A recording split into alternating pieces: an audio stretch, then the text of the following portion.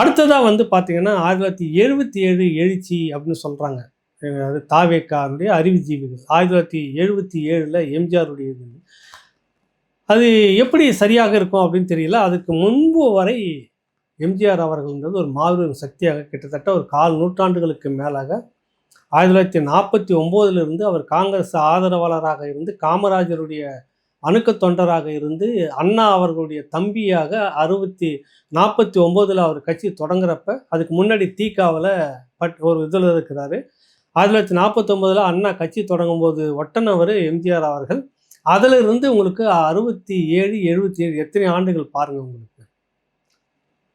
59, 69, 79 கிட்டத்தட்ட 28 ஆண்டுகள் வந்து அந்த திமுகவுக்குள்ள ஒரு பெரும் முகமாக, ஒரு அசைக்க முடியாத சக்தியாக திமுக என்றால் எம்ஜிஆர் அவர்கள் தான்.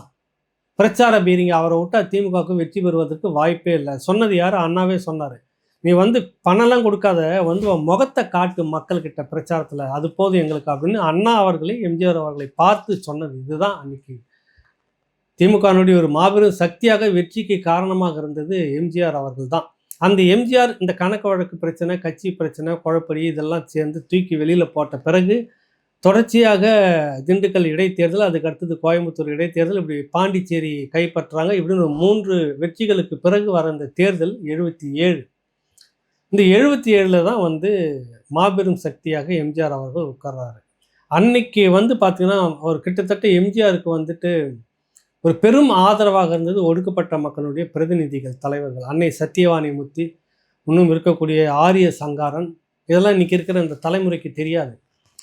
67க்கு முன்னாடி முதல் சென்னை மாநகராட்சியினுடைய வெற்றி திமுக கைப்பற்றிய போது அண்ணா சொன்னது, அடுத்தது சென்ட் ஜார்ஜ் கோட்டை அப்படின்னு சொன்னார்ல, அதுக்கு அடித்தளமிட்டது ஒடுக்கப்பட்ட மக்களுடைய ஆதரவு தான். அன்றைக்கி சென்னை மாநகரத்தில் வந்து பார்த்திங்கன்னா 37 செயலாளர்கள், கிளை செயலாளர்களில் கிட்டத்தட்ட 30க்கு மேற்பட்டவர்கள் எல்லாமே ஒடுக்கப்பட்ட சமுதாயத்தை சேர்ந்தவர்கள் தான். மாவட்ட பிரதிநிதியாக இருந்தவர் முனுசாமி என்பவர், அவரும் ஒடுக்கப்பட்ட சமூகத்தை சேர்ந்தவர். அந்த காலகட்டத்தில் வந்து சத்தியவாணி முத்து இறங்கி பெரும் அளவில் அந்த அம்மா வந்து இறங்கி வேலை செஞ்சு திமுகவுக்கு வெற்றியை கொடுத்தாங்க. அவர் தூக்கி வீசப்பட்ட பிறகு எம்ஜிஆர் கிட்ட வராங்க. அன்றைக்கி இந்த தலைவர்கள்லாம் சேர்ந்து ஒரு பிரதான கோரிக்கையை எம்ஜிஆர் கிட்ட வைக்கிறாங்க. இந்த கர்ணம் அப்படி ஒன்று இருந்தது, வில்லேஜ், இன்னைக்கு விஏஓன்னு சொல்லுவாங்க, கிராம நிர்வாக அதிகாரி. அவங்கக்கிட்ட தான் நிலப்பலங்கள் எல்லாம் கணக்கு வழக்கம் இருக்குது. பரம்பரையாக கர்ணம்ன்ற ஒருத்தர் வச்சுக்கிட்டு இருக்கிறாரு. அதை எடுத்தால் இத்தனை ஆயிரம் பேருக்கு வேலை தரலாம், இடஒதுக்கீடு எப்படி இல்லை, கிட்டத்தட்ட இதில் ஒரு பகுதி